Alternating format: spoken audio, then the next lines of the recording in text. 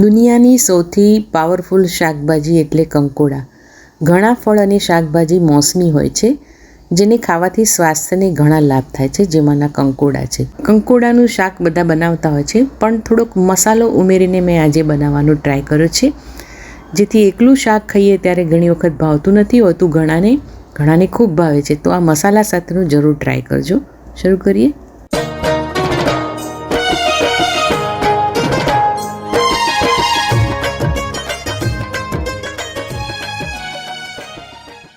નમસ્તે મિત્રો, કેમ છો? માયા દીપક 22 યુટ્યુબ ચેનલમાં આપ સૌનું સ્વાગત છે.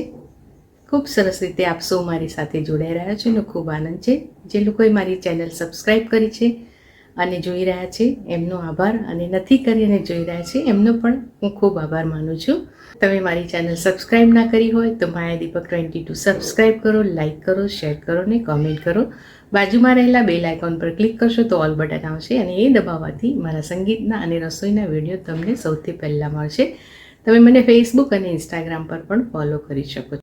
મસાલાવાળું કંકોડાનું શાક, જેની તમને ફ્રેગ્રન્સ ભરેલા શાક જેવી આવશે. એવી રીતે 250 ગ્રામ કંકોડા લાવી અને મેં પાણીમાં અડધો કલાક ડુબાડી રાખેલા, કારણ કે ઘણી વખતે ઉપરનો જે ભાગ હોય છે છાલનો, ત્યાં બહુ જ જીવાત આવતી હોય છે, તો એ બધી નીકળી જાય. ધોયા પછી એને આવી રીતે કાપી લેવાના છે. જે લોકો નવા શીખતા હોય એના માટે આ બધું કહેવું પડે છે. રૂટીનમાં બેનું બનાવતા હોય એને આવડતું જ હોય છે. છાલ ઉતારીને પણ તમે બનાવી શકો છો. અહીંયા હું છાલ સાથે બનાવવાની છું. જાડા પાતળા જે રીતે ખાવા હોય એ રીતે તમે ચીરીઓ પાતળી લાંબી બનાવી શકો છો. ગોળ પણ કાપી શકો છો, અને આટલી પાતળી કરતાં પણ થોડી જાડી ચીરી પણ રાખીને બનાવી શકો છો. અડધા ફાજડા કરીને તળીને પણ બનાવી શકો છો. એનો વિડીયો હું તમને પછી બનાવીશ, કારણ કે તળેલું ઘણીવાર ઘણા લોકોને હેલ્ધી નથી લાગતું, એટલે આજે આપણે તળ્યા વગર જ બનાવશું. બહુ લાલ થઈ ગયેલા પાકી ગયેલા કંકોડાને કાઢી નાખવાના છે. આછા ગુલાબી હશે તો ચાલશે. હવે એક મસાલો બનાવી દઈએ. મારી પાસે બુંદી પડી છે, તીખી અને મોળી મીઠાવાળી સિંગદાણા છે, અને શેકેલો ચણાનો લોટ છે. બધું પા કપ લીધું છે. મિક્સર જારમાં એને ઉમેરી દઈએ છીએ.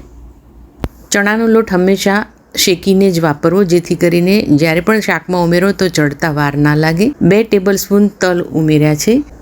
1 ચમચી વરિયાળી છે, અને નાની 1 ચમચી શેકેલા ધાણા છે. વરિયાળી પણ શેકેલી લીધી છે. 1 ટીસ્પૂન મરચું, 1 ટીસ્પૂન મીઠું, અને અડધી ચમચી જેવી હળદર. આપણે શાકમાં પણ હળદર ઉમેરવાના છીએ. અડધી ચમચી મેથી મસાલો. તમારી પાસે તીખા ગાંઠિયા કે નોર્મલ ગાંઠિયા કે ચવાણું હોય તો પણ વાટીને આ મસાલો બનાવી શકો છો. ખૂબ સરસ લાગશે. દરદરું આવી રીતે પીસી લેવાનું છે. 3 ટેબલસ્પૂન તેલ ઉમેરીએ છીએ. થોડુંક તેલ આમાં વધારે જાય છે, તોય પણ મેં માપનું લીધું છે. વધારે ઘણા ઉમેરતા હોય છે. 1 ટીસ્પૂન રાઈ, 1 ટીસ્પૂન જીરું, અને 1 ટીસ્પૂન હાથથી મસળીને અજમો ઉમેરવાનો છે. અજમો ખાસ ઉમેરવાનો. હિંગ જરૂર મુજબ ઉમેરીએ છીએ. ત્યારબાદ 5-6 કળી લસણની મેં ઉમેરી છે, ને હવે કંકોડાને ઉમેરી દઈએ છીએ. કંકોડામાં વિટામિન સી, ફાઇબર અને પ્રોટીન ભરપૂર હોય છે. આયર્ન, ઝીંક, પોટેશિયમ, એમિનો એસિડથી ભરપૂર છે. કહેવાય છે કે ડાયાબિટીસ માટે બ્લડ શુગર ઘટાડવામાં મદદરૂપ થાય છે. અને હવે હલાવી લઈએ છીએ. એન્ટી એલર્જીક, એન્ટીબેક્ટેરિયલ અને એન્ટી ઇન્ફ્લેમેટરી ગુણ છે, એટલે ખાસ કંકોડા જ્યારે પણ સિઝન આવે ત્યારે હંમેશા ખાવા જોઈએ. 1 ચમચી મીઠું ઉમેરું છું. મીઠું આપણે મસાલામાં પણ ઉમેર્યું છે. અને ફરીથી અડધી ચમચી જેવી હળદર ઉમેરીએ છીએ. મિક્સ કરી લઈએ છીએ. થાળી મૂકી ઉપર પાણી ઉમેરી એને ચડવા દઈએ છીએ. લગભગ 7 થી 10 મિનિટમાં આ શાક ધીરા તાપે ચડી જતું હોય છે. 10 મિનિટ પછી જોઈ શકો છો કે શાક સરસ રીતે ચડી ગયું છે. તેલ પણ બધું છૂટી ગયું છે. ચેક કરી લેવાનું છે. હવે આપણે જે મસાલો બનાવ્યો એને ઉમેરી લઈએ છીએ. થોડોક મસાલો ઉમેરીએ. તમને વધારે મસાલો ભાવતો હોય તો વધારે પણ ઉમેરી શકો છો. 1 ચમચી કાશ્મીરી મરચું ને 1 ચમચી ધાણા જીરું પાવડર મિક્સ કરી લઈએ છીએ. તમે થોડુંક પાણી ઉમેરીને રસાદાર પણ આ શાક બનાવી શકો છો. મેં અહીંયા ડ્રાય જ રાખ્યું છે, અને માપનું તેલ રાખ્યું છે, એટલે થોડું ડ્રાય લાગે છે.